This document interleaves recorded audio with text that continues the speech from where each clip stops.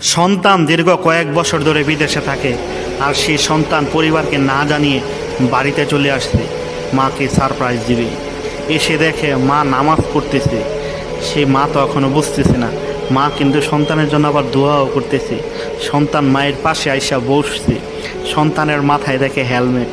বাহিরে সবাই অপেক্ষা করতেছে শুধু মা ছেলের মুহূর্তটা দেখার জন্য, কিন্তু আসলে সবাই তো অবাক। ওই যে মা কিন্তু দেখছে কিন্তু লক্ষ্য করে নাই। মানে আসলে মা সন্তানের মধুর এই সম্পর্কর ভালোবাসা আসলে খুবই চমৎকার, খুবই রোমান্টিক। আসলে দেখতে থাকি, মা কিন্তু এখনও বোঝে নাই আসলে এটা কি। মানে সন্তান বুঝতে পারতেছে না, কিন্তু মার মন তো ভাই, মা তো দেখছে মা তো পাগল হয়ে গেছে গা। কারণ সন্তানের জন্য মার যে কত পাগল পাড়া এটা একমাত্র মা ওই জানে।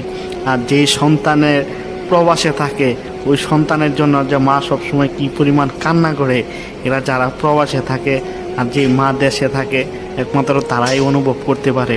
পৃথিবীর মধ্যে বেঁচে থাকার মধ্যেও অন্যতম একটা মরার মতো বেঁচে থাকতে হয় এই প্রবাসীদের। কারণ পরিবার আছে, মা আছে, বাবা আছে, তারপরও সবাই